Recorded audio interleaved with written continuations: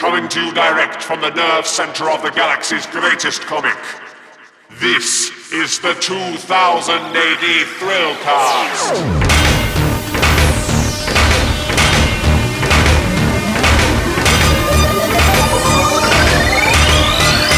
Alright, Thung Athletes, and welcome to the 2000 AD Thrillcast. I am your host, Mulch R, and we have another interview with another 2000 AD great this week. Richard Elson, who has been a regular in our pages for 30 years, but never really gets the credit I think he deserves. He's been consistent throughout, some great series that he's done. He started off with Shadows with Peter Milligan, and then, unfortunately, editorial weren't keen on his style, so he ended up taking time away, working on Teenage Mutant Ninja Turtles, working on Sonic, before he came back to work on series like Roadkill, Atavar, The Scrap, Ahab, and of course, Kingdom, which is ongoing, and we're almost ready to publish the third collection, which is coming out not too far away.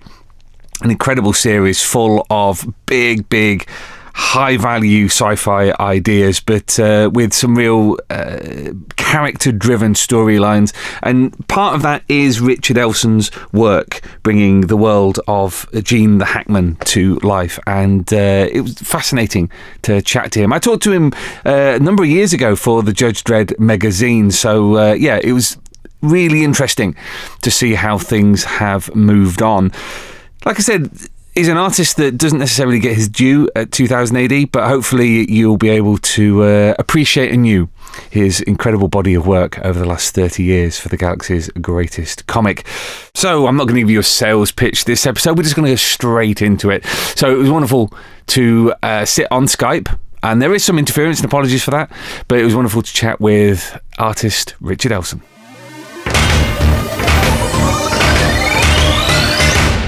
So we talked a few years ago now for the Judge Dredd magazine, and the first line of my feature at the time was Richard Elson needs a kick up the arse.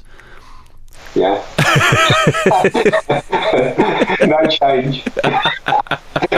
Well, I was just going to start off at that kind of point, because at the time we were talking, you were working on Marauder, which was the series you did, the Mega City 1 series with Robbie Morrison. Yeah. And I mean, assuming you remember the point where we talked, do you want to explain a little bit about the context of what was happening around about Marauder? Because I think that's a good place to start, a moment of change more than anything else.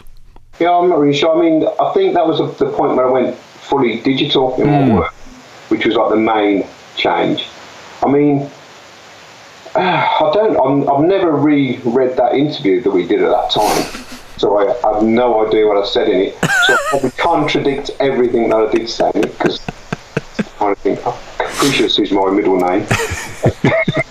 But no, I mean, yeah, that's the one thing that stayed with that. I think I'd gone to start with Robbie in London, and we'd been chatting about, because we'd done very little work together actually. We'd done a Dredd story, a couple of Dredd stories I think, and he's a great bloke, Robbie. I get on really well with him. We have a lot of interests as well, like interest in martial arts and stuff like that, and we just started talking about common interests, and he just suggested basically continuing this magazine Dredd story we'd done about a cadet a few years earlier, and he thought he may be pushing it a bit to get him, age-wise, but he was thinking it was maybe around the right time, so we thought we'd try and reintroduce this character and make him into something a bit more interesting. But I think Robbie and I both agree on that one. It sort of didn't work out anything like we planned it to, which, I mean, that's quite a common thing, I think, in comics.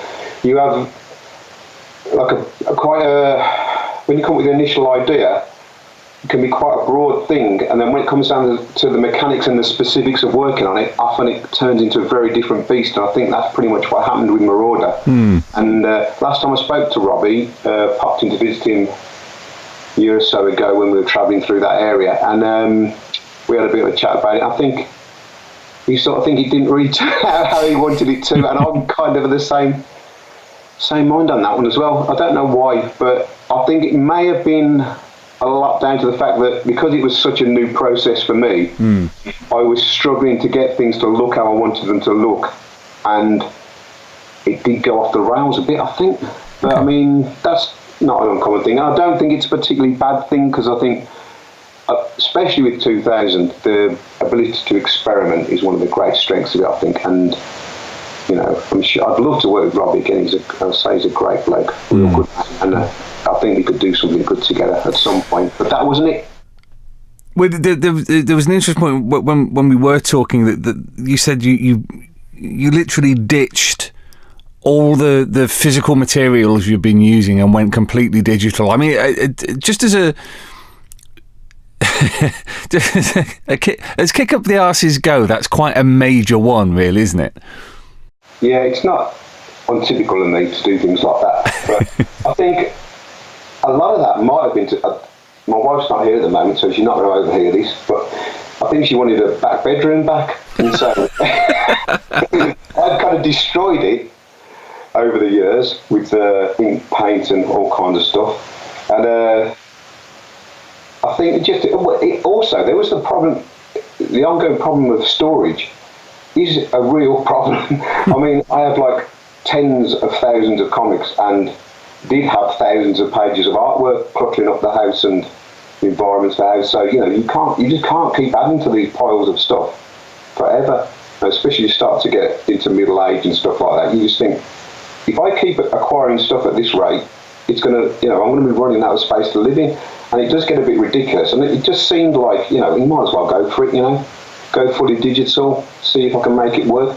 And to be honest with you, I mean, is that 10 years ago now? Oh God, must easily be that, yeah. And I still speak to people, other artists, and say, I've never come up with a way of making the digital stuff look how I want it to look. But when I go back and look at the stuff I was doing before, I don't think I was getting that to look how I wanted it to look either. So probably, you know, just persevere, and one day maybe, you know.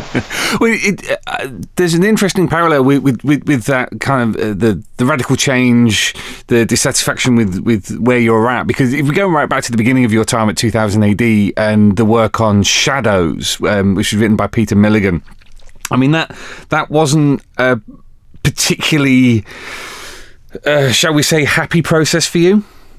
Yeah, maybe. Yeah, it was. I don't know if I mentioned this to you before, but I've still got the original photocopies that Richard Burton sent back of my first attempt at the first episode, with copious notes from him and Pete Milligan on them about what I was doing wrong. And it's quite a sobering process when you read through those things. And that again, I think a similar process was going on there. I decided to reinvent myself as I got offered the job, and then decided to reinvent myself to work on the job. Decided I could draw like Steve Yoll, but turns out I couldn't. And so Steve's much better than me. So I ended up having to do something else, and it was just yeah. I think I did the same thing when I was at university. I was doing 2 years of work and getting like really good. I did fine art at university, and a lot of the lecturers were saying, yeah, you're really onto something here, you've really got something. And I went into my third year and decided to just throw it all away and start doing something different, which didn't work nearly as well. But, you know, you've got to try. Yeah. Wait, let's just drill down into that. What's the psychology of doing that? You know, why do you feel the need to I suppose the saying that most applies is throw the baby out with the bathwater kind of thing? Yeah. It is weird, isn't it? I don't know. I really don't know. It's just you get to a certain point and then you just think, this isn't working. I can adjust it. I can fiddle around with it. It'll take me years to turn it around at this rate. Just chuck it out, start again, see what comes out. And although I wouldn't say that there's a single thing I've done over the years, I think that was the best thing I did. You know, you could look at that and say, you know, that was when I was doing my best work. I'm kind of glad of the fact that it changes around, and I think it's still moving forward. That's the thing what I'm trying to say. And the fact that I've got into the 50s now and I still think I've got places to go really pleases me, actually. Makes me think, I honestly do think my best work is still not only just ahead of me, but probably a bit of a way ahead of me. So, and I'm quite happy with that, because whereas I do hear of like relatives and near contemporaries who are actually thinking about retiring at the moment, there's no way I want to think about anything like that for a long time. I really do think there's things that I want to do and a lot of improvements I can make in what I do. So I'm quite happy to do that, and maybe there'll be a few more right-hand turns in the future. So, Well, just thinking back to those early days, because I mean, you'd got onto 2000 AD. This series hadn't gone as well as you'd hoped. I mean, Peter Milligan was I mean, he's a big writer. I'm not suggesting he's not a big writer now, but he was a big writer at the time. He'd come off of doing Bad Company and various other things. And my favourite writer as well at 2000. Yeah. It was my favourite street up to that date in 2000, and I just loved Pete's work. So that made it doubly painful that I messed it up for him.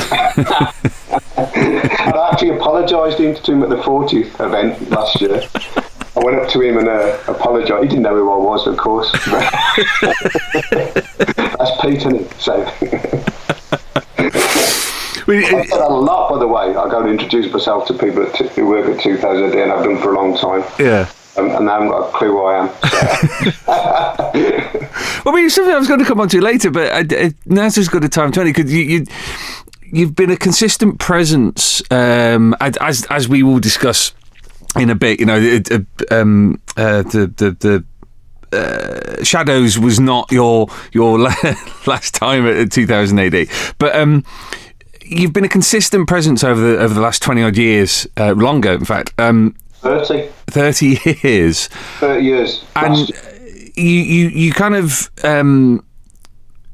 you're a name that always crops up when people are talking about the staple 2000 AD artist, but you don't particularly, I don't feel, have a high profile at conventions and in the comics press and things like that. Is that a conscious choice that you've made?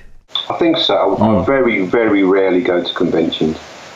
And I never read comics. I mean, this will be terrible for you, Mark, because I know this is your bread and butter. I never read any comics news or press at all. Okay. But I just, especially the American stuff, I can't handle it. It's just puff pieces and all this kind of stuff. And I used to read it, and I just thought, I'm not getting anything of value out of this stuff. So I just basically stopped reading it wholesale. And it is very, very rare I attend a con. I think I came to the 40th event, and before that, I think it was about 4 or 5 years before that, I attended one in Birmingham, which is about as local as they get here, about 30 miles from me. Right. So before that, it was probably 10 years before that, 7 or 8, something like that, before that one. I think the reason I really, really don't like drawing in front of people, which is an odd thing, I know, but I can't. I need to be relaxed when I'm drawing, and I can't relax if there's someone standing over me waiting for me to finish the drawing. So I don't like drawing at conventions. So I feel like I'm poor value for money if I'm a guest. So I don't sort of like push myself forward to go to these things, because I think I'll be a pretty poor guest if I do. So if I do go to them, I prefer to just walk around and chat to people I know, and I'm very happy to talk to anybody about comics all day long. I just love it, But I'd like to sit in a pub and talk with my mates, kind of vibe sort of thing, rather than being sat across a table, being presented as a very minor celebrity.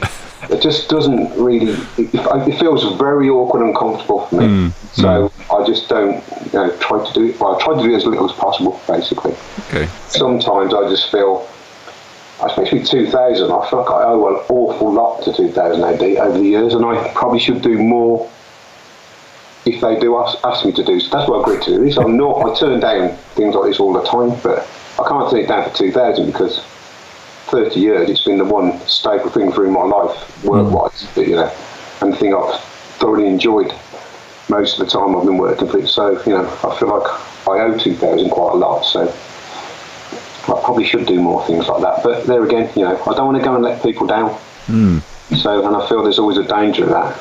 But then when you do go to a convention and someone says, oh, I've travelled down to Newcastle today, and you say, why did you come down to, well, I came to see you, and you feel, this great weight of responsibility, which is, that's happened, and I think, well, if I do go and and I say, I don't really want to do a sketch or something, I sound like a bit of an asshole, and I don't want to do that, Yeah.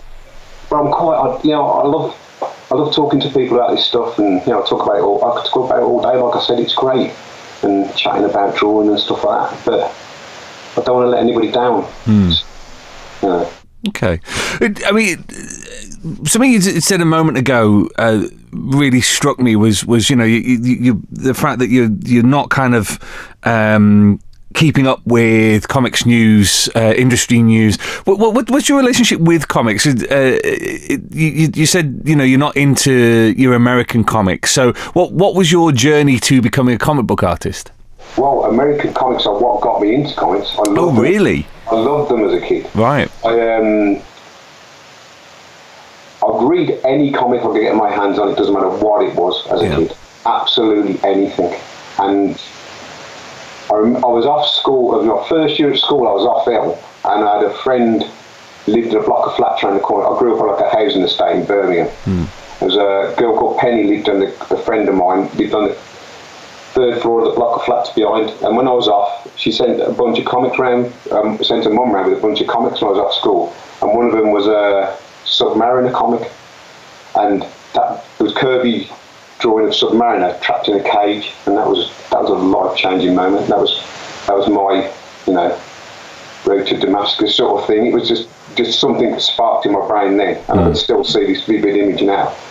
And from that point on, it was like I know a lot of people say they were hard to get hold of, like American comics, but for some reason we managed to get hold of a lot of them. And I also had a bit of a weird situation in that a lot of people I talk to, they say they were the only person in their class into comics, or there was one or two kids at their school into comics. Everybody I knew was into comics. All of my mates were into comics. And we weren't like the nerdy, like weird kids at school. We were like in the football team and, playing sports, and, we were just the regular kids at school, but we all loved comics. All of my friends were into comics. We used to stand there, sit on the step, exchanging comics. We'd carry massive piles of comics around to each other's houses and swap and exchange them so that we could get to read all the bits of the stories that we're missing, like, because everyone was piecing together bits of comics from here, there, and everywhere. We'd go on, in the summer holidays, we'd go on hikes for like miles to newsagents that we'd heard vague tales of in the distance that had a bunch of comics on the shelf, and it was great. Even the kids who didn't like comics at school would buy comics to bring in for us kids who did like comics and sell them to us and stuff like that. So it was like comic heaven where I grew up. It was great. It wasn't an inner city housing estate, it was an outer city housing estate. It was right on the edge of Birmingham. There was a lot of kids of the same age there, and it was a very 60s concrete grey place, but we had very vivid sort of imaginations, a lot of the kids there, and there was a lot of good artists there. There was always good competition at school for drawing. There was always a couple of guys that you was thinking, I want to, I'd like to be as good as him, sort of thing, and then somebody would tell you were better than him, and then he'd get jealous and start doing some really good stuff, and then you have to up your game. And I'd go around all my mates' houses, and we'd just sit on the floor drawing and show them to the parents, and they'd have to decide which was the best one, and then all that kind of stuff. Right. I mean, this does sound like a idyllic kind of comic book Goonies on the edge of Birmingham story. Yeah, it was. It really was. I don't think I've ever met anybody who I've spoken to who had a similar sort of thing. Because all of my mates are like, I was the only kid at school in comics, or there was one kid in the other class who I used to be able to talk to when nobody was listening, sort of thing, because you didn't want to get overheard. Especially when the Marvel UK stuff came out, the reprints, Spider-Man Comics Weekly and the Mighty World of Marvel and stuff like that. If there was one lad, especially in my class at school, who didn't buy that the first week it came out, I'll be surprised. Everybody had it. We loved it. It was great. Fantastic. And clearly you've described somewhere where art was a passion, people were drawing, it was something people were interested in. What made you be the one who went on to be an actual comic book artist? Did you go to art college or anything like that? when I left school, this is where it all fell apart. I passed my 11 plus, and they were much as I loved my time at junior school, it was a very poor school that I went to educationally. And there were 3 of us who passed our 11 plus, maybe 4. And so we would then got removed from the rest of the kids. So I was then removed from all of my mates and went to a local grammar school. Well, not actually that local. Went to a grammar school, and then I met a totally different kind of person there, and then I was embarrassed to be into comics. Right. So that was the turning point, really. But luckily, around that time, the sort of like the Kung Fu, Bruce Lee thing started taking off. So that was my new thing then. I mean, and that's been a constant till today. So I dropped out of comics when I was about 12. Any interest in them at all? And then there was 1 year, I think they started showing reruns of the American old 60s Spider-Man animation. And then suddenly, even at the grammar school, a lot of kids started to get into comic characters for some reason. And then I got back into it for a year. And that was around the time that Kirby came back to Marvel after he'd left the DC. So around the time he was doing Captain America, Black Panther, Devil Dinosaur, and all that crazy stuff, and the Eternals. So I got back into all that stuff for a while. Then that only lasted about a year, dropped out again. And then when I left school, I started work at an architect's office.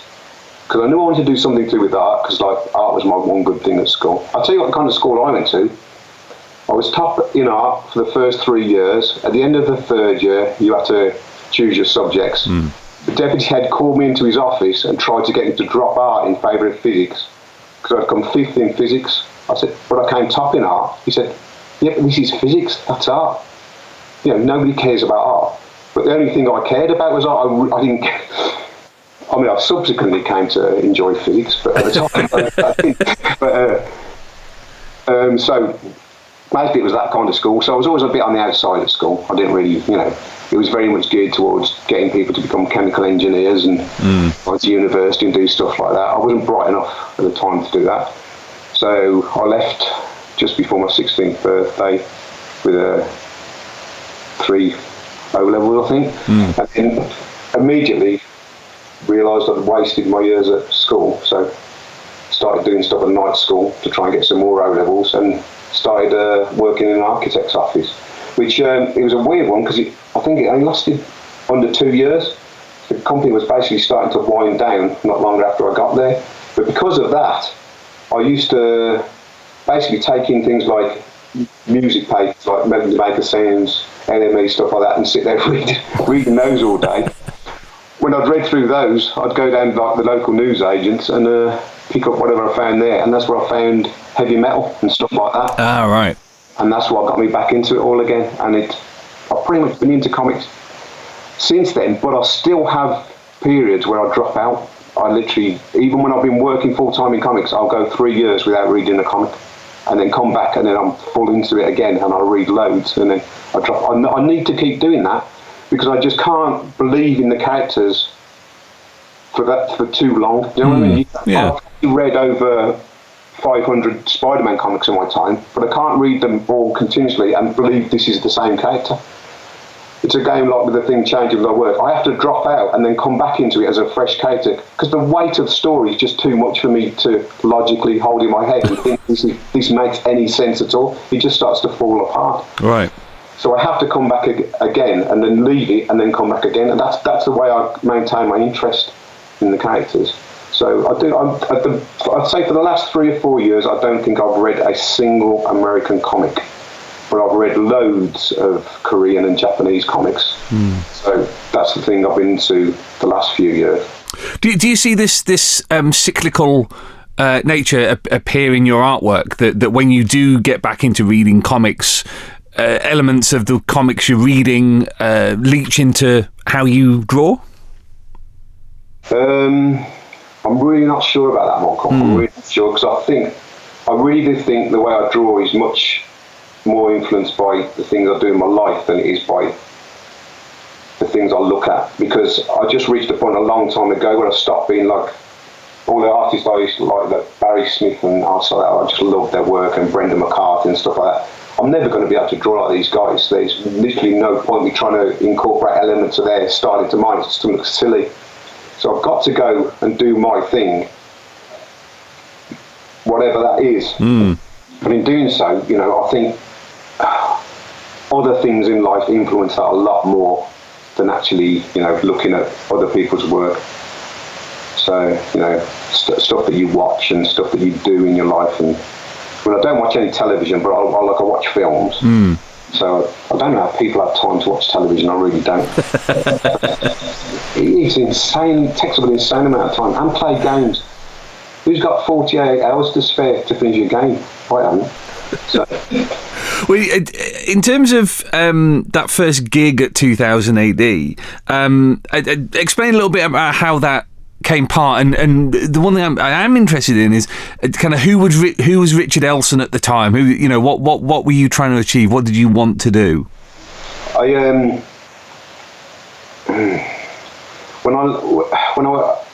My first job finished at the Architects, and then I was on the dole for a bit. This is like the time of Thatcher destroying the job market. It was them times. So I got a job in a print as an artist for a while, and that didn't work out for long. And then I was going out with a girl at the time who'd just gone to university. So I was sort of exposed to university life for the first time at the age of about 19, 20, 21, and seeing it like through her and not visiting her. And so then I sort of got the idea of maybe going back to university. So I did that, did fine art, came out the other end, and basically just didn't know I really didn't know what to do. But by that time, I'd met my wife, and she'd got a house, so I had to find a way of earning money.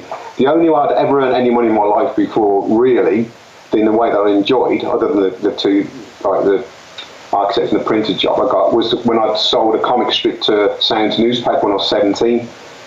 So I just thought I'd give that a try. Entered a local competition in a local newspaper, the Birmingham Evening Mail, and I just happened to win it.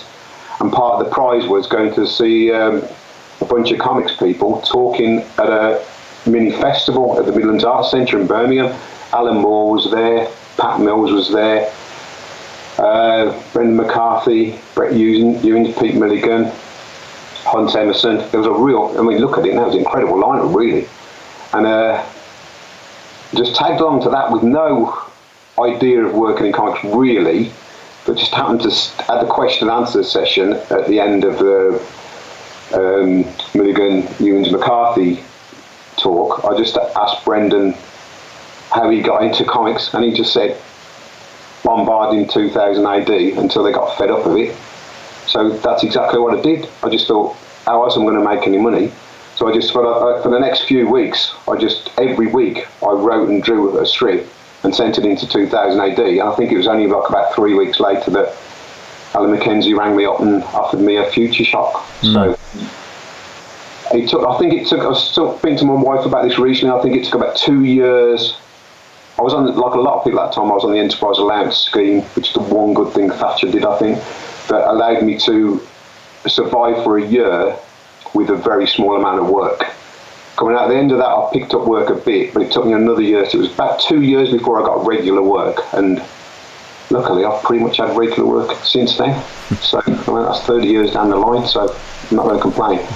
I love drawing, but you know, it keeps you busy. It's a lot.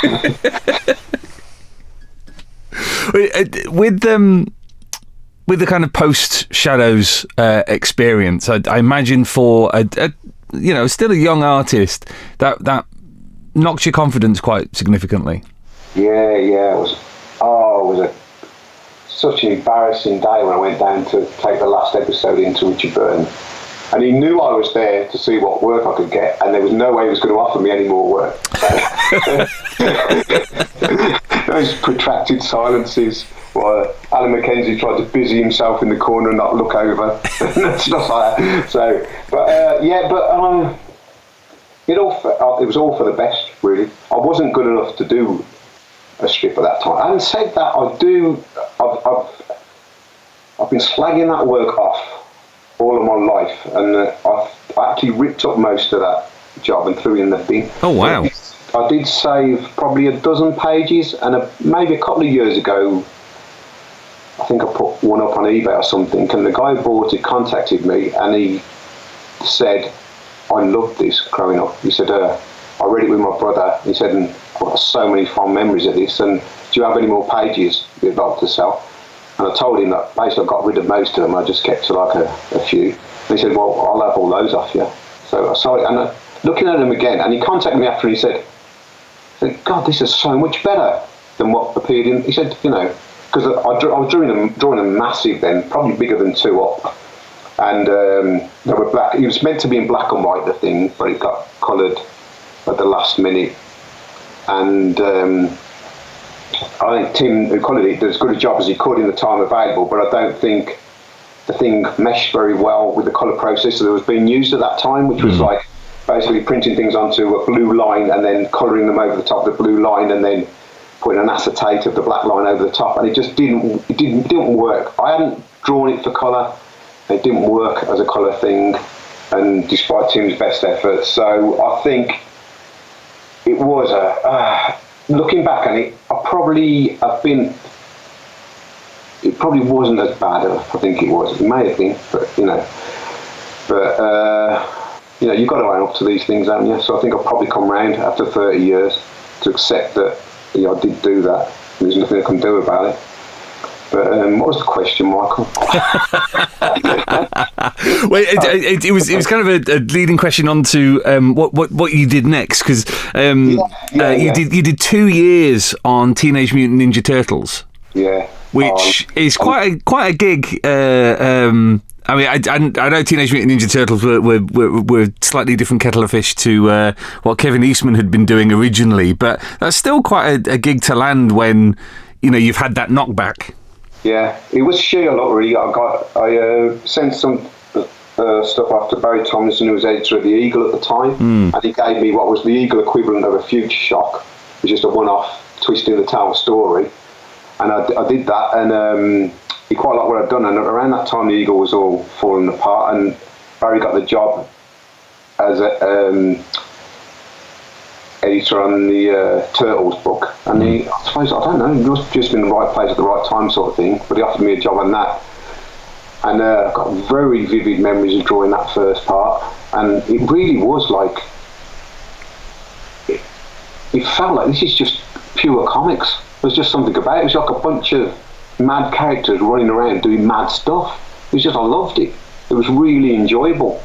And I think a lot of people would have thought that was a step back from 2000 to doing that, but I really, really loved that work. And it was selling bucket loads as well. Obviously it was super popular at the time. And I still get the occasional bit of feedback from it now, from people who read those comics and really enjoyed them. Because there was some, they were pretty generic kid stuff, but there was a few of the writers on it who you knew they were trying to break through, and they were trying to do some interesting and good work, and you occasionally get a script and you think, I can really go to town on this. And there was some, really enjoyable work done on that. But that led into the Toxic Crusaders, which lasted 2 or 3 issues, I think. Not long at all. And Barry then had the job of putting together a Sonic annual for Christmas of that year, and he offered me the cover and a couple of illustrations and a strip that Alan Mackenzie had written in that. So I did that, and then I drew Sonic for 10 years after that. Well, I mean, this is a kind of key period that I want to drill down into a little bit, because the style you did on Shadows was very different to the one that you have developed at 2000 AD, and seems to have most of its DNA grounded in the Sonic stuff you were doing. So lots of clear lines, lots of space for colour, strong storytelling with action. Do you see that as being like a major influence on your current style? When I came back, well, Andy was one of the last editors. Andy Diggle, who was 2000 editor, was also covering Sonic right at the end of it. At the end of the original material, because he carry on with Paul Reaping with Steve McManus. I think there's 3 2000 AD editors also edited Sonic, which is a bit weird.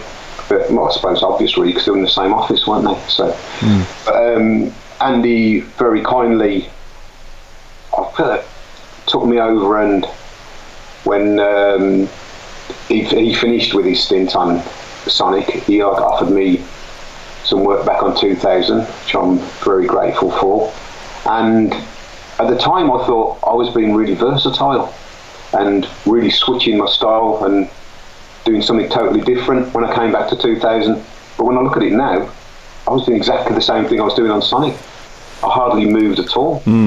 So, and I think if I look at more recent Kingdom work, I think it has moved somewhere away from that stuff.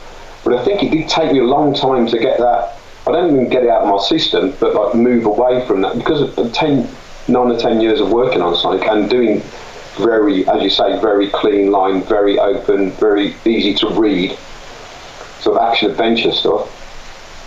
It was inevitable, you know. I wasn't doing anything else besides. Oh, that's not true. I was doing work for Marvel UK as well at the time, and I did do a couple of filling episodes on things at 2000. I did like a Tyranny Rex and stuff like that, bits and bobs. But pretty much, you know, very much moved in that more clean direction. And it did take. I think it was only when I started going fully digital that I started to be able to dirty it up and grime it up a bit. Because I think as long as I worked in traditional materials, that had become my working method, the clean line stuff. And I was convinced that I was doing, at the time, that I was doing something a long way away from my Sonic stuff. But as you say, when I look back at it, it really wasn't. It really was very similar. Just, you know, with a bit more probably overt violence in it and stuff like that. But you know, stylistically, I think it was very similar. And with something like Sonic, I mean, you were doing it for a long time, and I mean that was a popular title. I mean, people forget just how popular that was, and it had you working on it. It had Mick McMahon working on it, which is just amazing. Still boggles the mind. There was a huge fan sort of upswell of support for the title, but eventually it closed. Do you think there was? Did you find a sense that you weren't getting any kind of, I don't know, prestige within the industry? The editors perhaps weren't looking at your stuff because it was just a kid's comic. No doubt about it. But I mean, it didn't bother me at all. Quite happy to, not get recognition for stuff. In that sense, I'm quite happy to get on with my work. But the amount of feedback to this day I get from working on that comic is unbelievable. Never a week goes past without me getting contacted by somebody who read that growing up, who isn't incredibly grateful for what it did for their lives, which is incredible. But I think you can only, great as the 2000 AD fans are, they're grown-ups, most of them, and you can only get that kind of reaction when you get to people when it's either their first comic experience or it's the one that really, when it gets them around like 10, 11, 12 or something like that age, when that becomes the formative experience then.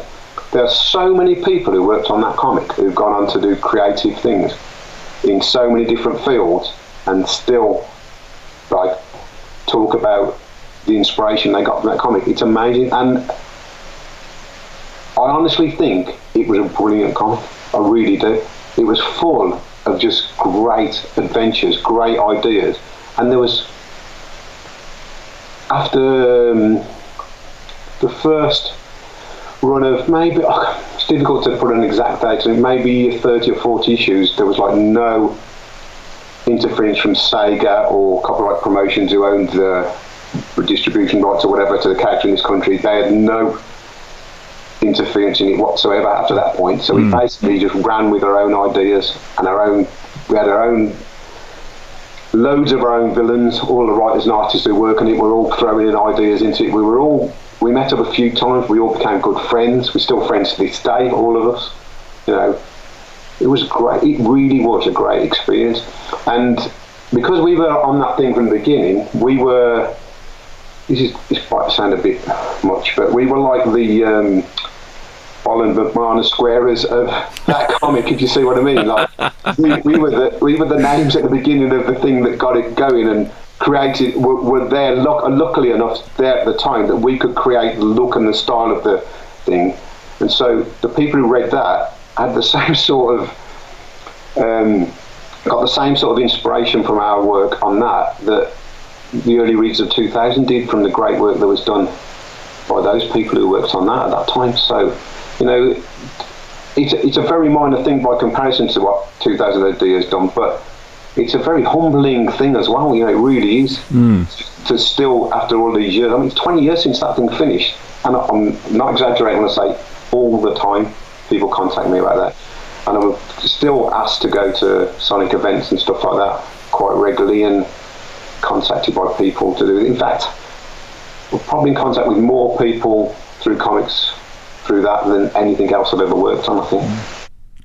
It's always interesting with kids comics because they are so formative. You just got to look at early 2000 AD. I mean, that was aimed at kids, but all the way through the 70s and 80s, you know, you're still getting people who remember the comics they were reading when they were young.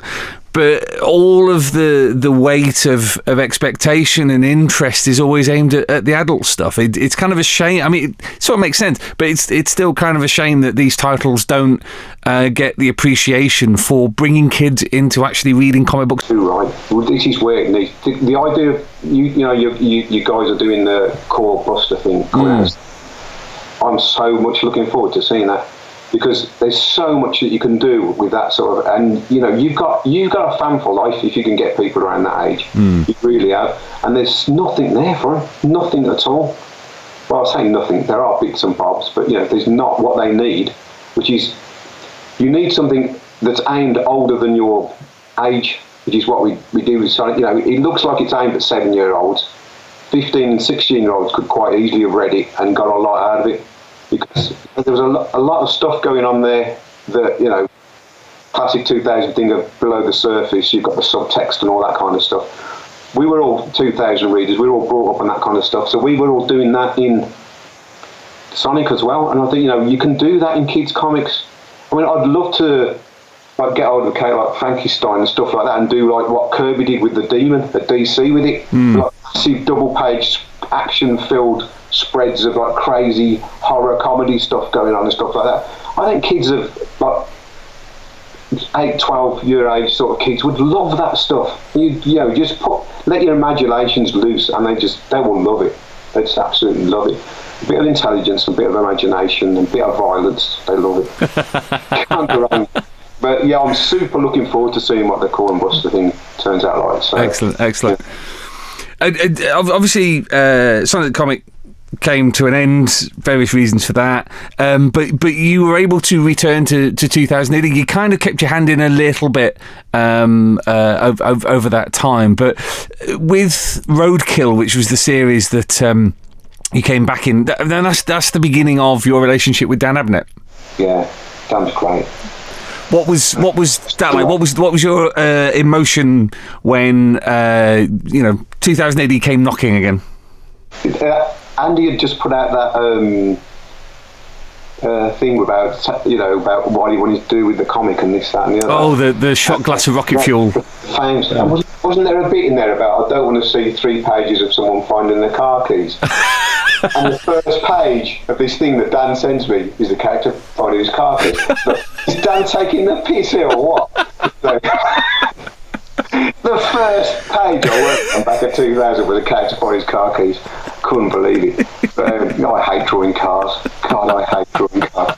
Because you're very good at future tech. I mean, you've had to be because of the strips that you've been drawing. So a kind of contemporary vehicle is not your thing. If I can make something up, I'm happy as anything. Yeah. Looking at reference drives me berserk. The thing is with me, I've got to concentrate on what I'm doing. I'm so easily distracted that it's ridiculous. So if I've got to look up and look at a bit of reference, that's it, I'm gone. I'm off making a cup of coffee and, you know, doing some sit-ups or something. But, you know, I just need to get absorbed in what I'm doing and carry on with it. And so anything that requires a lot of, like, you know, real world reference and stuff like that is always going to be a lot more of a struggle for me. I mean, I've done it and sometimes it works, but it's always a lot more of a struggle. I mean, I just did a thing last year, a Pacific Rim thing, where I had 6 22-page issues of doing stuff like that. So that was hard in that sense. But I wanted to do it because, big monsters and big robots. Who doesn't want to draw that? So, But that's that. I've got to discipline myself a bit, haven't I? I've got to get. It's my job. You think I'd have sorted it out by now, but now I just want to draw. Crazy shit. Well, looking at the strips that you worked on for a good decade, 2000 AD, you got Roadkill, you got 3 books of Atavar, you got the Scrap, and then you've got Ahab, and we'll come on to these individually in a minute. But there's these all, to a certain extent, were dealing in the same kind of themes and settings, really, that kind of future tech kind of action. Yeah, it's true, isn't it? I actually recently pitched an idea to Matt that was set in the ancient past, and Matt wanted to put it into the near future, and I sort of lost all interest in doing it at that point, because I've done this, haven't I? Yeah, I'm desperate to. It was a martial arts horror story set in hundreds of years in the past, and that's what I want to do, but nobody will let me do it. So combining all of my interests of Far Eastern martial arts and horror. So, but you draw the future so well. Why should we let you do anything else? Yeah, as I say, it's just that if I can use, I'd write. The hardest bit of drawing comics is drawing the same character over and over again for me. Yeah. If you look at the dogs in Kingdom, I'd much rather create a new set of dogs for every panel in the background, a new set of characters, than draw the same ones from panel to panel. So you'll very rarely find the same ones turning up again in the background. So I'm quite happy to just come up with a whole new set. But I just want to be allowed to create shit, really. So that's my favourite part of the job, just working on a new thing with Dan and coming up with the character designs. I'm sitting there thinking, why can't I just do this all day? It's great. Just let your imagination go and just draw anything, and just see what works, see what doesn't. But the routine part of it, that's the hard part of the job. The hard part of sitting at home drawing all day. Oh God, how can you say that? It's a common theme that kind of crops up when guests on the podcast hear themselves in any way, not complaining, but just pointing out the kind of the slight hardship that they have, and they think, and then you just hear the penny drop in their head, and they went, I shouldn't be complaining about this. It's terrible, and if people at work, people do proper jobs out there. I know. On something like Atavar, it's one of those strips that, like I said, it lasted for 3 books, which is not an insubstantial amount of comics. Lots of themes going on in there, lots of high concepts. Was this a series that was brought to you, or were you there on the ground floor? Yeah, Andy was saying, what kind of things do you want to draw, Rich? Like, I said, monsters, obviously. What else is there to draw? So I just basically aliens, monsters, robots, that kind of stuff. And so he basically just said to Dan, I think, this is what Rich wants to draw. What can you come up with? And I mean, I basically spent my 30s reading as much any science fiction I could get my hands on. Sort of thing. That was my science fiction decade. So it was quite a hard science fiction idea that Dan had for this. He was he didn't really have like the emotional character stuff to the extent that a lot of 2000 stuff does. It was quite cold, I think. That kind of fitted in with my sensibilities quite a lot at that time. I think since then I've gone much more towards the much more visceral sort of path. But at that time it did sort of fit me quite well, I think, when it started. So it sort of came about like that. It was like, it's sort of like Kingdom, and it came about really quick, I think. There was a lot of trying other things to see what would fit before we came up with Kingdom that all got thrown out. But the actual concept of Kingdom itself was a really quick thing when Dan came up with that. So, and I think it was pretty similar with that as well. But yeah, it was a strange way looking back. It didn't really catch on, did it? Like with the audience, there were some people who really there were like 2 or 3 people who seemed to like quite a lot. But I mean, it seemed to go under the radar a bit, I think. But I mean, you get those, don't you? And some of them work, some of them don't. Well, it actually stirred a long forgotten memory of being at a Bristol convention years and years and years ago, long before I started work at 2000 AD, and I think Dan was there. And you were talking to him. It might not have been Dan. It's somebody, but you were stood there chatting to them, and I kind of overheard what you were talking about, and I went, "Oh, it's you're Richard Elson. You work on Avatar." Yeah. And the look on your face, and it only really popped back into my mind this morning when I was doing this research. So the look on your face of, it's Atavar. So clearly, I was not the first. You know what? I was just thinking, did Michael just say Avatar?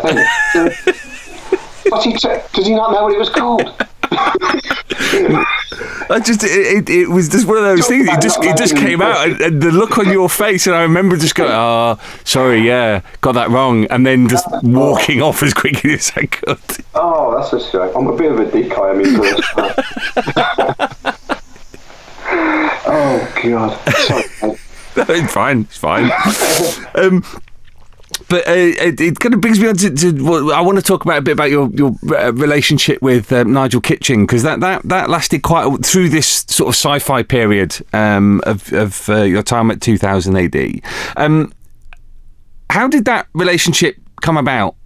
Really odd, actually, because anybody meets me and Nigel, we couldn't be more different, really. But we really get on well. I mean, he's a really good mate. I mean, our backgrounds are totally different. Everything about us is different. Things we read are different. I mean, it is an odd one. But just some people just click with, and me and Nigel, we just click. I don't know what it is. When I first met him, he seriously annoyed me. Wow. I was at a UCAP convention. I was at the bar having a drink on my own as usual. He was at the table holding court with a bunch of his mates. It was the day that Stan Lee turned up. Right. And he was gushing about Stan Lee, and I was on the Kirby side of the Lee Kirby divide at that time. And so I was listening to this guy gushing about Stan Lee, thinking, what a dick. And a few years later, ended up working with him, and it turned out we get on great. And we were just good mates. So, we're still good mates to this day. And we had Nigel was the first writer I ever worked with who phoned me up at home to talk about the stories. Right. And it got to the point where we'd spend, I think, probably an hour every single day on the phone talking about stuff, which is like, we're putting out a comic every 2 weeks. We didn't need to talk that often about what we were doing. But we went over this stuff and went over it to such a degree, we were really into what we were doing. A lot of it was that I think we really felt that we were getting to do the Lee Kirby thing.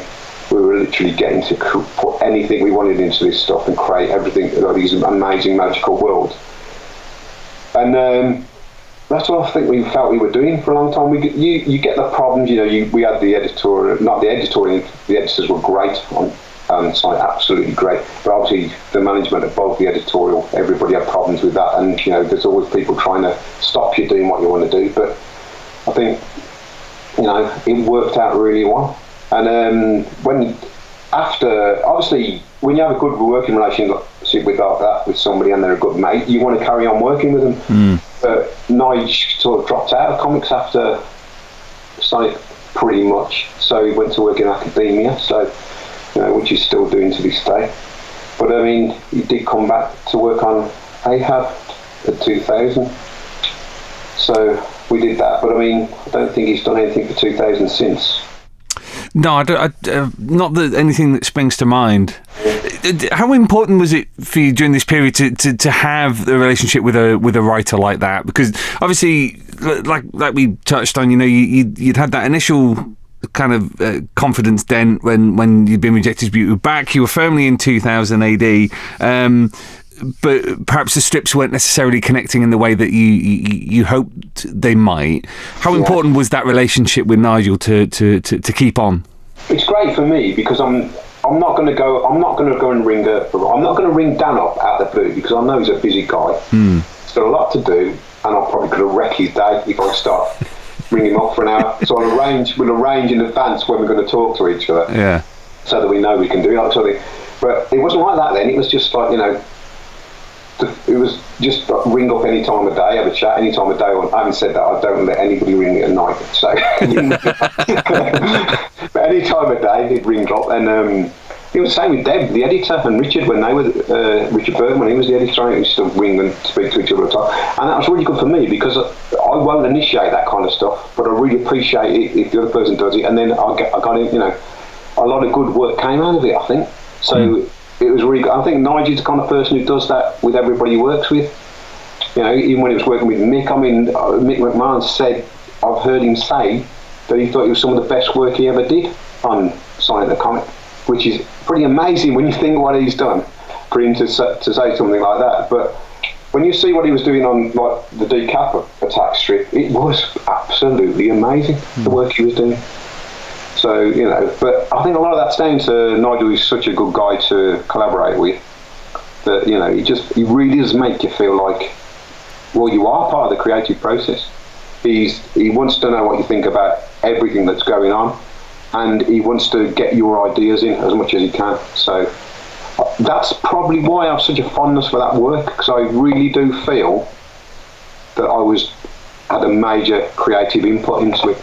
Because a lot of my ideas went in there, and a lot of things that people talk about that they enjoyed in those. There was a long run of comics, and people say, "Oh, this was a high point. This was a high point," and I can think, "Oh, well, that was my idea." But well, Nigel wrote it really well, but that was actually my idea, that bit. So that makes you feel a lot more connected to it, I suppose. So that's something you'd always. But it's probably a pretty rare thing to get working relationships like that. So I'm really grateful that it happened. So. I want to talk about the scrap for a moment, because that was written by Simon Spurrier, who was at the time still quite up and coming at 2000 AD. Lots of big ideas in there, but a relatively short strip. I wondered how much collaboration you had on that, considering your relationship with Nigel, whether you had something similar on the scrap with Simon. I'm pretty sure I've only spoken to Simon once in my life. Now I was very drunk. I was at Convention Bristol, and I think I've been drinking most of the evening, and I spoke to him very briefly on the night, and I can't remember anything I said to him. And so there was nothing. It was nothing like that at all. But I think I'm pretty sure Simon had that written and presented it to 2000. I wasn't attached to it. And then Andy had said, do you want to draw this, like, sort of thing. So I think it was pretty much done before I came along, that one. And I may be wrong about that, but from what I can remember, that's what it felt like. It felt like, this thing, I was presented with the whole thing as a complete, and then I just had to go and draw it, so... Yeah.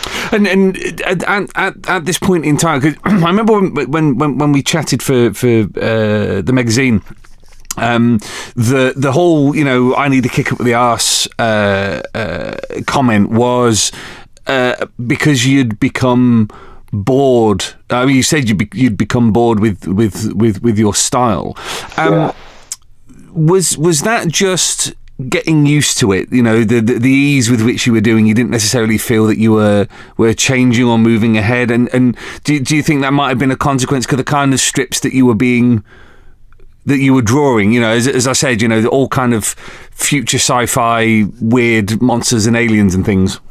Well, I think inevitably the more you can add into the mix, the more you're going to be engaged by it. So just as a fact of that process, being presented with something that's finished, and then you've just got to go, you're like an illustrator for hire. You're not like a co-creator. You're not like, so, but I mean, I'm not saying I didn't enjoy working on that, because it was there were some great ideas in it. Simon's a really good writer. He's a really good writer, and he's got a lot of good ideas. And he's really good with character and stuff like that. So you're always going to enjoy reading stuff like that when you're working on it. But there's a lot of writers like that too. There's some very, very good writers working too. So you're going to be grateful for it if you can get to work on anything that these people do. So there's always that side of a job. But there again, you still, if you really want to get the best out of an artist, you've got to engage them on a creative level as well. You can't just present them with something and expect them to illustrate it and then think you're going to get their best work out of them. I don't see, not for me, I can't speak for anybody else obviously, but for me that's never going to work. I've got to be, the thing we're working on now, Dan, Matt and I have all been chucking ideas in for it, and I think Dan had a pretty clear idea of what he wanted to do, but it's changed a lot since then as a result of this process, and I feel so much more engaged because of that. Because things I've put in have been thrown out, things I've put in have been used, and you just this is my thing. It's Dan's thing, it's my thing, it's Matt's thing, it's 2008, it's all our thing. But I'm part of it. But sometimes you don't feel like you're part of it. I've always felt I'm sort of like on the periphery at 2000. I've always been, you've got your key 2000 creators, or your big names, right? Your Squares, your Bollins, McMahon, your Wagner's, Grant, Pat Mills, all of these massive guys who were like colossus of the comic. And it doesn't matter how good anybody who comes along has to touch those guys. You got your second tier of great creators like your Beasley McNeil's, people like that. These guys, Grant Morrison's, all these, they're all great creators, but they can never be the original guys. And then you've got a load of other people below that sort of thing, and I'm somewhere down in that area at a certain depth, and I'm never going to get up where those guys are. There's nothing, doesn't matter what I do, but I want to do my best work for 2000 because I owe it so much. I love it so much. It's been such a great place to work for. It's been so good to me over the years that I just want to do my best work for them. But even if I do the best thing I ever do in my life for 2000, it's never going to be as good as stuff that's already been in it, because it wasn't there at the time when the important stuff happened. So, but on other things I've worked on, I was lucky enough to be there at that time. So that's always going to, on the Sonic stuff, I was there at that time. So that felt, important in that sense. But as an actual work, it may not be as good as other stuff I've done. But so you've got to, all this stuff it's all, it all has different weights and stuff like that. But you've just got to try and do my best, haven't I? Like I said, I still do think my best stuff is ahead of me. So as long as I feel like that, then I'm quite happy. Well, it neatly brings me on to talking about Kingdom, because that's a strip where the sheer length of it. I mean, we're onto what, the third book now? Is it third or fourth? I honestly can't remember. There were two massive, the big collections, which had 3 series each, and then there were 6 series in that, and we've done 7. We've done 8 as well now. Right. Maybe. What was the last one we did? Yeah, book 8 was the last one we did. Right. So the third collection will be out. I think it's on the schedule for this year or next. Anyway, so that's a real opportunity, I think, to look at how your the consistency of your style, and also how your style has changed. Because comparing the first pages of Kingdom to the most recent one, there's a demonstrable change there. Do you think that's been a wider process that's been going on with you, or is it just that you've become more comfortable in this world, and it's almost become second nature drawing these characters? I think it's because I've become more engaged with it. Like I was saying before, I really do. I love working on this strip. I love drawing this character. There's just so many things and I love the way Dan writes it. Dan is just great to work with. He's just a dream. He really is. The way he writes, it just leaves you so much room to move. It's just wonderful. He never dictates. He never dictates with precision stuff that is going to cause you problems. If there's a difficult thing happening, he just writes around it and lets you work it out. He's so clever. He's such a clever guy. He really is. and I'd say he's a dream to work for. In those early episodes, when the patois, the way that they talked was very different and separated out into two different styles, where you had the kind of mythic, epic, talk, you know, the story time kind of thing, and then you had the short, snappy action. Yeah, I'd forgotten about that actually. There was that, I suppose Dan and Nick brought that back in the fiefdom, the novelisation. So I'd forgotten about that part of the whole story. You had the elder guy who was like telling the stories around the campfire, kind of stuff. Was there because you had these two styles of a very different dialogue, which weren't necessarily as descriptive as normal dialogue would be, or as obvious. How much detail did Dan go into in the script about how he wanted you to form this world and how he wanted you to present the orcs, or was it a case of you drawing out what was in the script? Yeah, I don't. Right, I'm actually going on memory from. I really don't think Dan was coming down with massive amounts of detail about what. I don't think I've ever had a script from Dan when I felt weighed down by detail at all. It's always been, what do you want to do? How do you think this would work, Rich? How are we going to do this? It's very much that kind of thing. So I'm thinking the fact that they do look, the world looks so much simpler in that first bunch of stories compared to what it's come to me. Just visually, I think it's because I didn't understand the world myself at that point at all. It was a much more open landscape, because they were like Antarctica, weren't they? Something like that in the first one. So the whole thing was very open. The designs were a bit more simplistic, I think, of the characters. There wasn't a lot going on environment-wise comparison. So a lot of the interest for that first strip comes down to Dan's dialogue and the way he was writing those characters and the unusual and quite quirky. And I think it was quite difficult for some people to get their head around it at first because it was a bit odd. But he sort of ran with it, but then we streamlined it, didn't he? He got his head around what he was trying. That's all part of this creative thing. Dan's particularly good at this. He sort of he starts working on something and you can see him narrowing it down to what's interesting about it as he works on it. It's like he's finding out what's good about it as he's going. It's really good.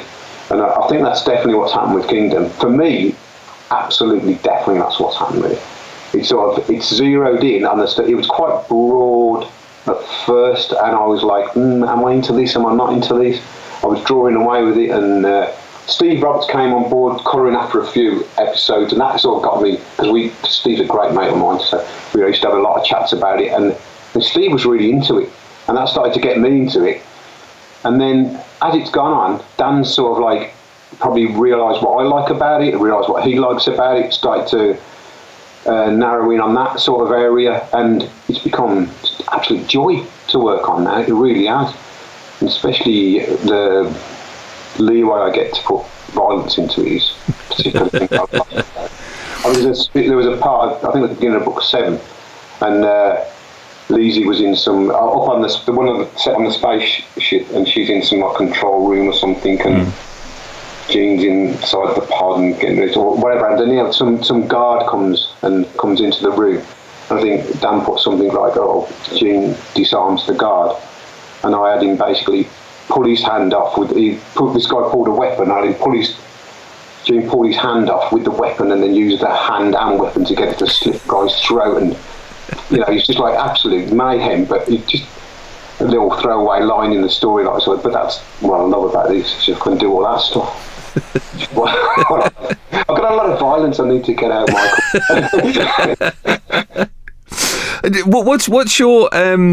What's your relationship with the characters? How has your relationship with the characters developed over the time? Because you mentioned Lizzie there.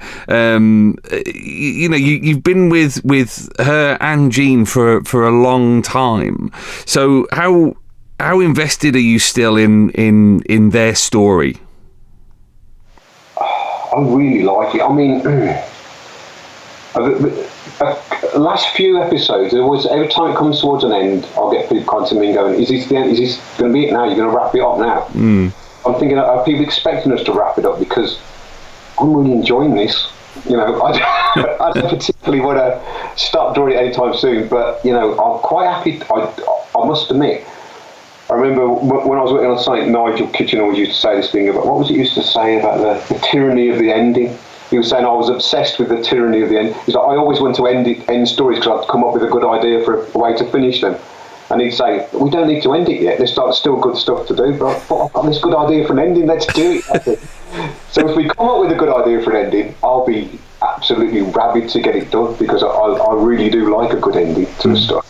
But Dan's sort of a master of writing stories that sort of like go on for a while.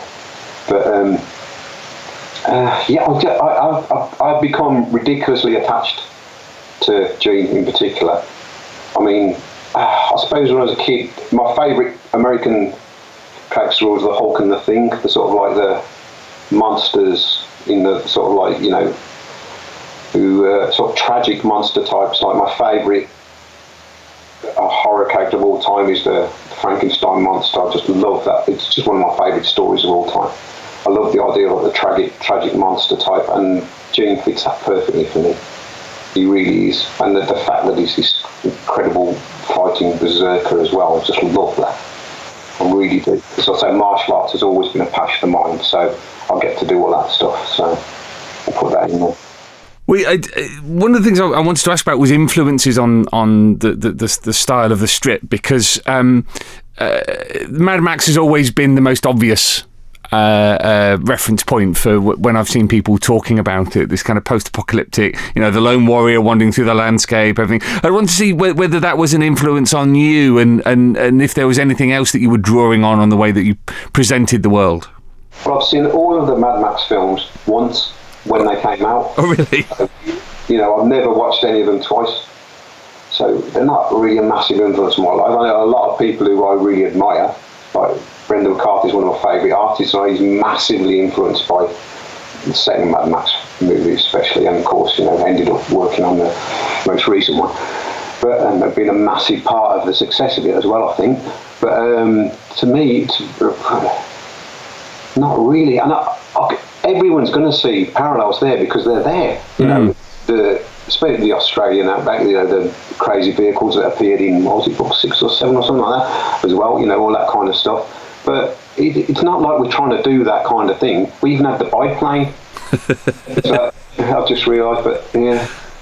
But, you know, we're not trying to do that kind of thing. Just that they sort of lend themselves to the sort of world. But I don't think we've got to stick to that kind of stuff at all. I remember mentioning a few series back to Dan that it was getting quite tricky to draw, even though Gene's a big guy, he's like fighting these insects who are like 4 stories tall, and it's difficult to make it look dynamic when you've got that sort of disparity of size between 2 characters who are engaging with each other, because, you know, they're just not. So I said it would be nice if we could have like a character of a similar sort of scale of Gene, of the them sort of characters, and lo and behold, at the end of the most recent book, that's exactly where we sort of find ourselves. So these sort of things percolate through over time and tend to come out, that, you know, these ideas just get thrown out during a chat or something like that. I don't even know if Dan consciously remembered me saying that, but I do remember I actually made a note of it because I was thinking of it while I was drawing one time, that it'd be nice for him to fight things that are more of a similar scale to him, because it'd be dynamically to draw. It's actually, you know, a better way to get things that looks exciting, I think. I think I've gone off the subject a bit there. No, it's fine. With something like Kingdom, where you're in it for the long run, you know, it's an ongoing thing. Coming back to the theme that's kind of percolated through all of this about the fear of getting bored, the fear of throwing everything out and starting again. Has that ever been? Have you ever felt tempted to do that with Kingdom? You know what? I don't think so far, because I've been more and more engaged with every series as it's gone up with this one. which I don't think I've found before with anything. I found even when I did like the 9-10 year run on Sonic, there were definite peaks and troughs in that when I look at it, and there were points where I thought, oh, I'm doing better work here, and then why am I doing worse work? Like a few months later down the line, what's happening there? And then why is that lasting for 6 months? And then suddenly I'm doing better work again, what's happening there? But it hasn't happened like that at all with Kingdom. I actually think there's pretty much a nice progression through the books. I think they get better as they go on. I mean, obviously, you know, some of them are more engaging than others to people who are reading them, but for me, to work on them, I've actually felt more involved as it's gone on and more engaged, to the point that I just really like it. I really, really love it. And I'm so glad that it's sort of like got the sort of, you know, I don't know what the exact word is, but it's sort of like treated as like something of a modern, one of the real decent modern stories in 2000 by a lot of people who speak to me about it. A lot of people seem to be, you know, very fond of it as well, and that's very gratifying. It's really nice to think I've done a lot of stuff at 2000. It's nice to think I've done one thing there that people are going to probably say, you know, they're not going to mention it alongside Dread Strontium Dog, but, you know, they might mention it alongside something of a, you know, not too far down the list of the hierarchy of great 2000 strips. So hopefully, you know, it might be bobbling around the 20s or 30s or something, which will be good for me. I'm happy with that. I wanted to ask, you know, we've concentrated on 2000 AD. Obviously, it's the 2000 AD Thrillcast, but you've not restricted your career to that. Do you want to tell us a little bit about the work outside of 2000 AD that you've done? I've always. The thing is, when I used to get work at 2000, I was working at a site and stuff like that. I think any editor who worked with me that time realised I could pretty much get a decent amount of work out in a decent amount of time quite regularly. So I used to get work outside of Sonic all the time. I was doing quite a lot for Marvel UK, and I do the odd bits for 2000 and stuff like that. And I've always tried to, because I've been self-employed, I don't know, it's like a fear thing or something. It's been nice to sort of keep two jobs bubbling along at the same time, kind of thing. But that's getting harder and harder now to do that, to be honest with you. But I've always tried to not just rely on one editor or one company or something like that, because they go away. The editors lose their jobs or that, and suddenly you've got no contact with that company and stuff like that, and then you're self-employed. You've lost touch with all your other editors.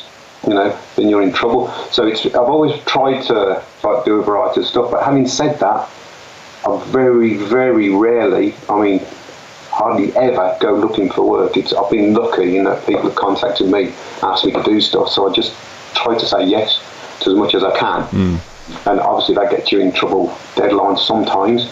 But, you know, it also means that you've got more people that you know, and if you can hopefully do decent, reliable work for them, then they're going to want to employ you again. So I think, you know, that's the tricky bit about staying in comics once you get in, is like keeping the regular flow of work going. I've been so lucky in that I've been pretty much 30 years with hardly a day off. You know, I've been really lucky. I know people who are better artists than me who've had real struggle. So, and as somebody who grew up reading American comics, reading Marvel comics, I mean, you worked on Marvel's Zombies, you worked on Hulk, you worked on Thor and Journey into Mystery and things like that. How important was that to you? Was it because I've spoken to artists before who got to work on the books that inspire them to become artists, and there's been a mixture of trepidation, excitement, and just plain fear. How was it for you? None of the above. Well, actually, there was fear. The first job I did for Marvel, my computer crashed, and I was about 3 pages into it. I was fully computer, and I had no backup computer, and it was like a tight deadline. That was a disaster. But aside from that, it was a bit weird in that, like, the first job I ever did, the first time I ever saw my work in print, I thought, this is going to be amazing when I see this in the shop, and I felt nothing when I opened it. And I sort of, the same thing happened when I worked for Marvel. It was really, really odd. I thought, when I got the call from Marvel saying, do you want to do it? I thought, you know, this is what I grew up reading, this is what got me into comics, this is what I always wanted to do. And then I did it, and it was just like, you know, it have anything like that feeling of this is amazing. The only time probably was working on the one issue of Amazing Spider-Man I did, which, to think that you are working on a book that Stan and Steve Ditko created and was such a formative thing, especially those Ditko issues for me, such a formative thing in my life since that point. You know, to actually work on one issue of that, and it was a pretty significant issue as well.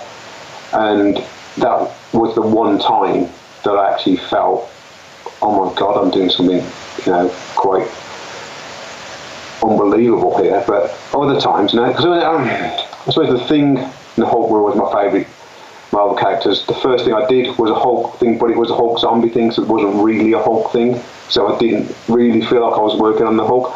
And I only got to draw the Thing once, and that was in Revolutionary War book, when there was like a massive Avengers, X-Men, Guardians of the Galaxy crossover page, and I threw the Thing in the foreground on one of those panels just so I could draw him for once in my life.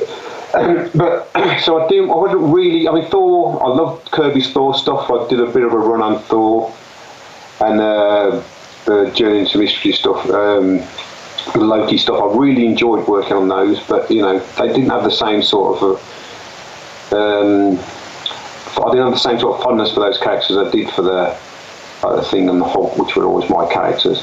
So if I worked on a Fantastic Four book, maybe I'd have, you know, felt differently.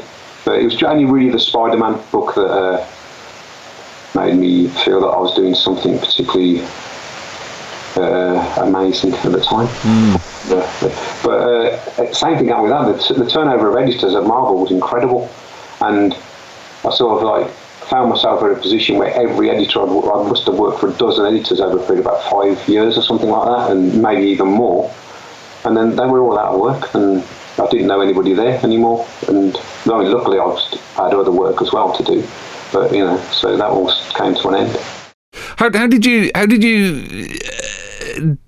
adapt your style to American comics, or was it already quite acceptable to them the way that you drew?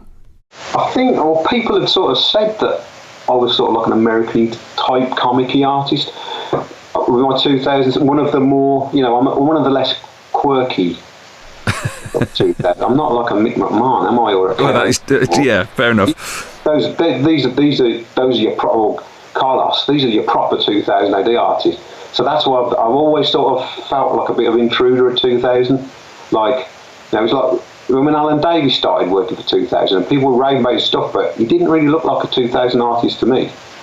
And I kind of feel like I'm one of those sort of guys. Like, I mean, I'm not saying anything like Alan Davies, for God's sake, but I do sort of feel that I'm one of those sort of like probably a more mainstream, not less quirky style. So I probably fitted in, work better, sort of like with the transition over to the Americans than others might find it more difficult. I mean, like, you got guys like, I don't think Henry Flint done much stuff for America. But, bits and bobs. Yeah, he's an absolutely incredible artist, just incredible. But he's got all that 2000 quirkiness about his stuff. But he probably would have more trouble transferring that over to an acceptable American style than somebody who draws in a more, I'll probably say, a more mainstream sort of like American influenced drawing style. So I mean, you know, I love stuff like Buscema and Gil Kane and all those guys. So that's what I used to draw all the time when I was a kid. So inevitably it becomes part of your DNA, that stuff. So it didn't feel like I had to adapt at all, to be honest with you. Although looking back at it, I think some of the early stuff I did, I would have definitely do it a lot differently if I did it now, because I didn't think it was, you know, probably on the button as I'd like it to have been. But there's always going to be that. You're always going to want to redo stuff. So. Because your style is so clean in comparison to many others. Have you ever considered a move into animation or movie work or anything like that? I did a lot of work in toys, like toy boxes and stuff like that. With Anthony Williams, Andy Lanning, we worked together for years doing stuff for toys. And Well, my son's an animator. We did his degree in animation, and he's doing some animation for me, actually, for my own project that I'm doing. So, but he's much better artist than I was at his age. He's like 25, 26, so he's incredible, and a much cleaner style than me, if you think I've got a clean style. I actually think I'm getting quite dirty with my style lately compared to my earlier stuff. But Joe, my lad's like a much cleaner artist than I am, and his stuff's made for animation. But I have been influenced by a lot of animation art. I mean, like Bill Tytler, one of the early Disney animators, was a major influence on me, and Mel Carl as well, who's like one of the absolutely incredible, like 60s special stuff he was doing in the 60s on 101 Dalmatians and stuff like that. Just blows me away. And the Aristocats, I mean, they're not particularly great. Look, Aristocats not a particularly great film, but some of the work he did on that, I can look at it again and again and again. It's truly inspirational, brilliant stuff. I love it. So, but I think I like to keep that sort of idea of the simple line stuff. I keep thinking I'm going to go back to that. I keep thinking I'm going to get a gig on something like 8 to 12-year-old comic sort of thing, them sort of areas, and then I'll be able to utilise all that stuff again, because I do think that's probably my strongest sort of area of working. I think about my own project that I've been working on for years and yet to get off the ground is sort of work in that area. It's not like my 2000 stuff at all. It's much more open and simple and aimed at a younger audience, although I do think it's actually quite a sophisticated story, but it is definitely aimed at a younger audience. Well, I was going to ask about it. I think it'd be remiss of me not to ask if there's anything more you can reveal about this personal project. I'm not going to say what it's called, because I've already had half the name ripped off and had to change it. So I'm scared of saying anything about it. I really am, because I honestly think I've come up with a genuinely original idea for the core thing, and I'm just terrified someone's going to come out with the same thing before I can get this thing done. So, and I've been working on it for years. I mean, over 10 years. Wow. So, yeah, it's ridiculous. It's an absolute epic. Brilliant. Well, I mean, hopefully, we can get more details soon as you come towards finishing it. You won't be able to shut me up about it once I talk about not attending conventions. I'll be at every convention going, trying to drum up interest in it. So. I kind of want to round things off a little bit by asking a question that I've asked before in interviews, and it's going to produce different reactions, and that's what you've learnt over the last 30 odd years, because there's been ups and downs. You've worked in different parts of the sector. You've done lots of different things, but ultimately your home has been at 2000 AD. What are the lessons that you've learnt in that time? Well, that's a tricky one. That is really tough. The thing is, you sit here all day, you're working, you're thinking, all of this stuff's going around in your head about how your work method, your relationship to the characters you're working with, your relationship to the people, the comics you're working with, all of this stuff is constantly swirling around your head. You never, ever say it to anybody. It's you know what I mean? You never have to articulate it. So, I don't know if I have it's like a broad philosophy of my work in that kind of way that I can see. Right, I'm not. If I think over what I've done, I'm not seeing a definite. I don't know if I see like a definite linear progression work-wise. So I'm not really sure. I'm sorry, this is going to be a really terrible answer. Have I learnt anything in 30 years? Oh my God. I must have learnt something. My motto is learn something new every day. But it appears I've failed miserably. Not learning anything new in 30 years. What have I learnt? Technically, I'm not really interested in... Oh, that is what I've learnt. That's a good point, actually. when I see an artist like early Conan stuff by Barry Windsor Smith, and I see like he'd have like the eyes out of alignment and stuff like that, and think I love that art. And I see later stuff where it's technically much better, and I don't love it as much as I did the stuff with the mistakes in it. And there's so many artists like that. I think so many artists, as they get better, as they do this job more, they basically eliminate the things that were interesting about their work. They become technically incredibly proficient, but in doing so, they take all of the charms. Charms is a very trite word to use because I don't think it's charm. There's a vitalism in the work that just gets lost along the way. And the one thing that I'm conscious of is not getting the mistakes out of my work. Even if I feel like I'm getting better, I'm just trying not to eliminate the things. I don't want to. I've attended life drawing classes and stuff like that, but I don't want to attend life drawing classes to the point where I become a life drawing. I become a human anatomy artist, which I think is a big danger for comic artists. Some of them become obsessed with this stuff. They become brilliant at drawing the human figure, and that's not what comics are about. That really isn't what comics are about. Drawing things brilliantly. There are brilliant artists in comics who I can't look at their work.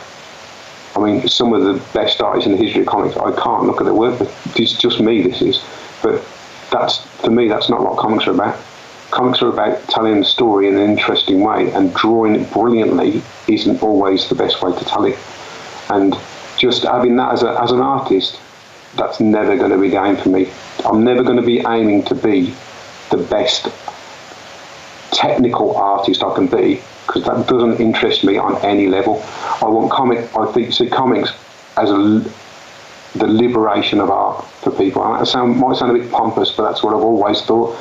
I honestly think so much of art is elitist and non-inclusive. Comics are the exact opposite of that, and that's why I love them. I just think they're an inclusive art form, and that's what I want to be a part of. And I think I'm always going to try to improve in that sense of making it communicate better, be exciting, be interesting, and be good to look at.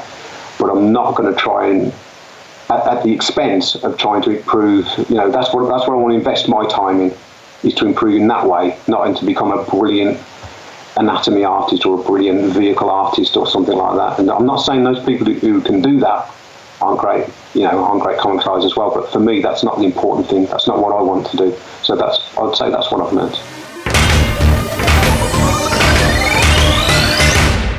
Well, thanks so much to Richard for taking such a nice chunk of time to talk about his career. It was wonderful to see how he's moved on since the last time I talked to him. Hope you've enjoyed it. Hope you've learned something about his artwork, his career, some of the thinking behind things like Kingdom. It's a series that continues to really not just barrel along, not just be there, but actually to do really interesting things. I wrote an article for the 2000 AD Ultimate Collection about the language that Dan Abnett uses, but the artwork on the series is such a major part, so it's wonderful to hear from Richard about how he feels he's changed and evolved and what he brings to the process.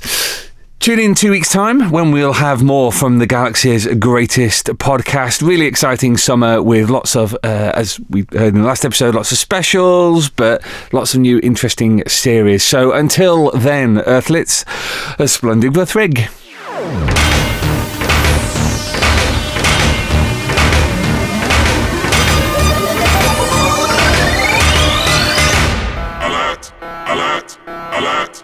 Fill power levels dangerously high. Alert, alert. Read 2000 AD every week. Ask your comic book store or newsagent now. Subscribe to the Galaxy's Greatest Comic at 2000ADonline.com. Subscribe digitally on our apps for Apple, Android, and Windows 10. And download DRM free copies from 2000ADonline.com. Alert, alert. Stand by for urgent updates. Search for 2000 AD on Twitter and Facebook. Watch the latest videos at youtube.com/2000AD. facebook.com/2000 AD online and follow on Instagram at Insta2000 AD. Program complete. Shutting down.